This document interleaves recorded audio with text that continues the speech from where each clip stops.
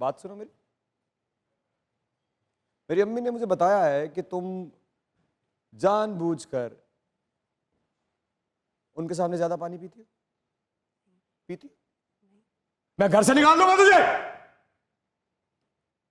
घर से निकाल दूंगा। आइंदा नहीं पीऊंगी। पानी पी रही है मेरी माँ के सामने। माँ है वो ताबिश की।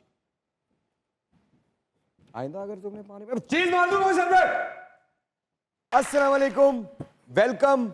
आपके आने का बहुत बहुत शुक्रिया। वालेकुम अस्सलाम, थैंक यू। ये जो आपके चेहरे पर एक मासूमियत है,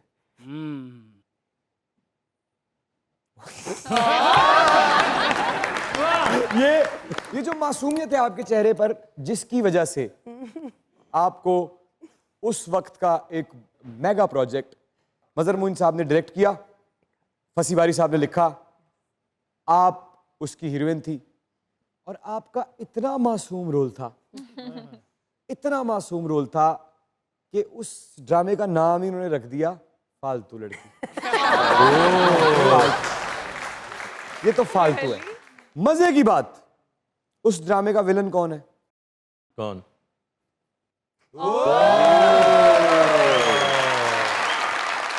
याद आ गया मुझे, तो मैं आपके आने की खुशी में, वैसे तो हम अदाकारों से अदाकारी करवाते हैं, लेकिन मेरे उस ड्रामे की हीरोइन आज यहाँ मौजूद है, तो मैं कुछ याद दिलाता हूँ कि मैं इतना घटिया शौहर था कि मैं ऐसा था।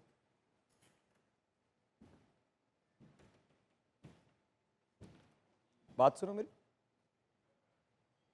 मेरी अम्मी ने मुझे बताया है कि तुम जानबूझकर उनके सामने ज्यादा पानी पीती हो। पीती? मैं घर से निकाल दूंगा तुझे,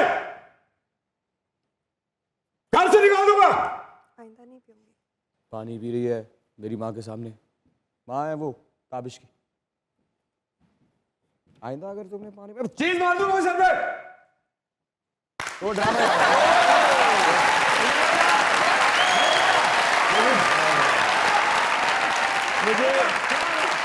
मुझे वो ड्रामा याद आ गया और उसमें आपके चेहरे की मासूमियत, जिस पर मैंने पूरी तरह से गौर किया, सवाल अभी वहीं का वहीं है। इस मासूमियत ने जिंदगी में कितने फायदे दिए इंडस्ट्री से हटकर और क्या नुकसान दिया, ये मेरा पहला सवाल है आज आपसे।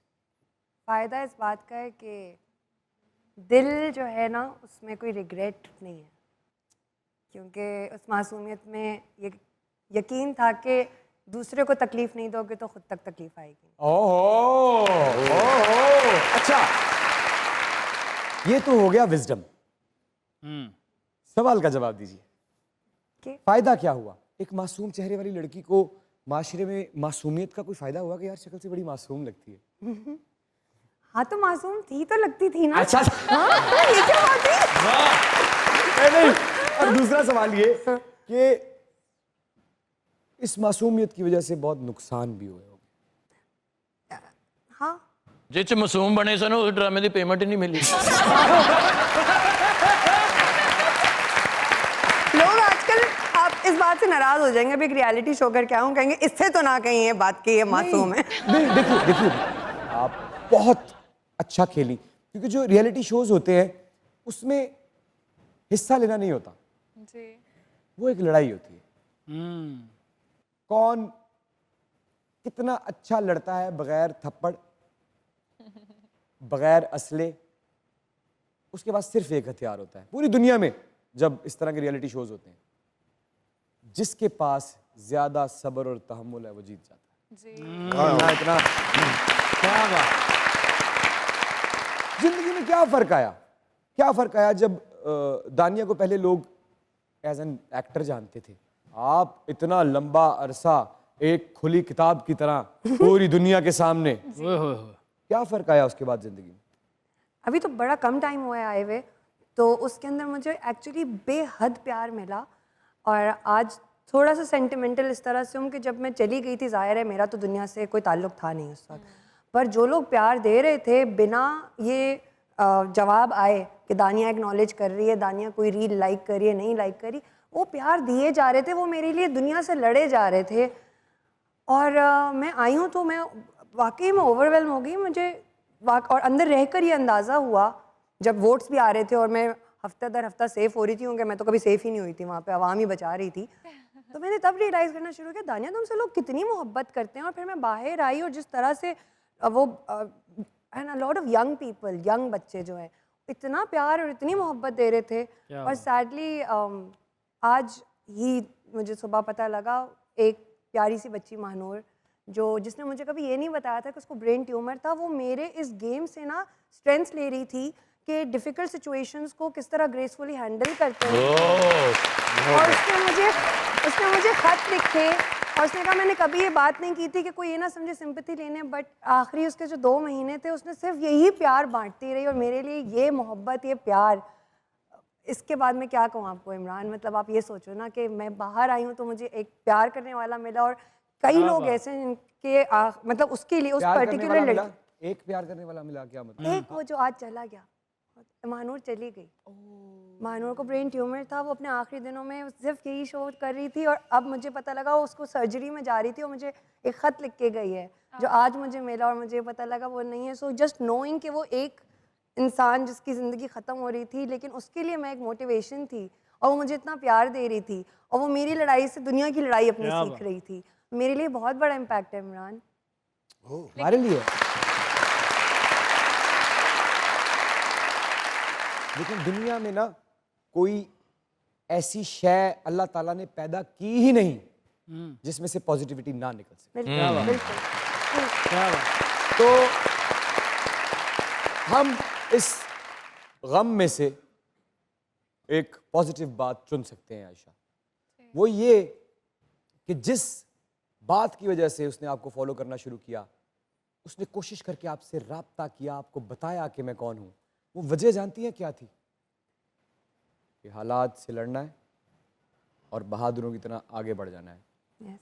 आपका दुख हमारा दुख है, क्योंकि किसी भी इंसान का नुकसान सिर्फ आपका नुकसान नहीं, पूरी इंसानियत का नुकसान है। लेकिन आपने महानूर जैसी और बहुत सी बच्चियों को, बहुत से बच्चों को आपने ताकत देनी है, उसके लिए आप जरा स्माइल करें। क्या बात है।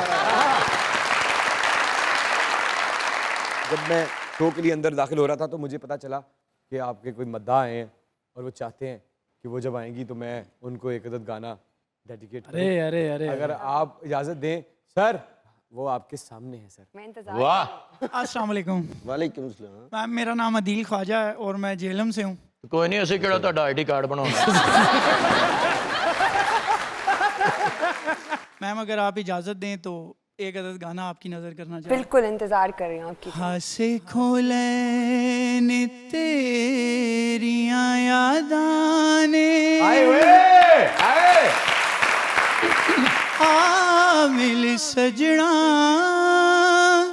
फरियादां ने मेरे दिल दा सोना तक वेड़ा दर्दाने ठिकाना लबे आए तू ना बिछड़ के मिलियो चन सजना असा सारा जमाना लबे आए